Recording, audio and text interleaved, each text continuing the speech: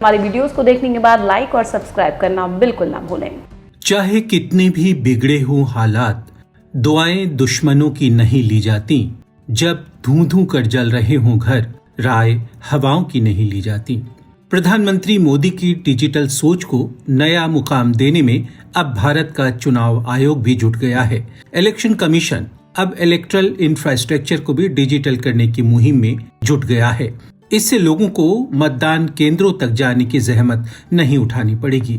उनके mobile phone में ही एक OTP आ जाएगा। इस OTP के इस्तेमाल के बाद वोटर अपने मनचाहे उम्मीदवारों के पक्ष में वोटिंग कर पाएगा। पर चुनाव सुधारों से जुड़े विशेषज्ञ अभी से इस प्रक्रिया के खतरों के बारे में आगाह करने लगे हैं। अभी एक पायलट प्रोजेक्ट पर काम चल रहा है। इस प्रोजेक्ट के परिणाम ही तय करेंगे कि आने वाले दिनों में ब्लॉकचेन के माध्यम से वोटिंग को कितनी तरजीह दी जा सकती है। चुनाव आयोग ने तमिलनाडु ई-गवर्नेंस एजेंसी तनेगा और IIT मद्रास के साथ मिलकर इस ब्लॉकचेन तकनीक पर काम करना शुरू कर दिया है। इस तकनीक से सुदूर इलाकों के वोटर्स और पोस्टल बैलेट्स का इस्तेमाल करने वाले वोटर्स के समक्ष एक नया विकल्प पेश किया जा सकेगा। सनद रहे कि अब तक क्रिप्टो करेंसी और एथेरियम में ब्लॉकचेन तकनीक का इस्तेमाल हो रहा है।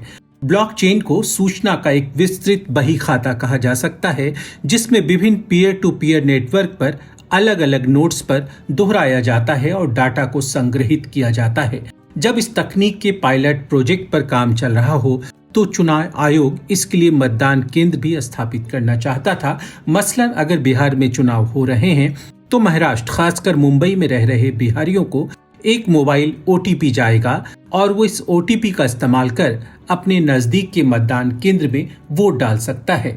यह मतदान केंद्र मुंबई के अलग अलग इलाकों में रखने की योजना बनी थी, जहां बिहारी आबादी ज्यादा हो।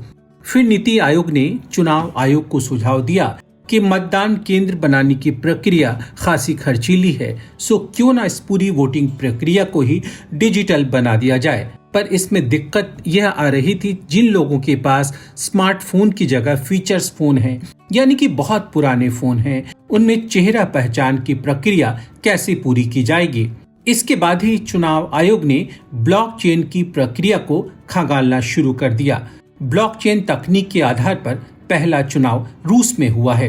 रूस के 2 इलाकों कर्शकिया ओब्लास्ट और स्वालास्का यूरोब्लास्ट में ब्लॉकचेन विधि का इस्तेमाल कर चुनाव करवाए गए हैं।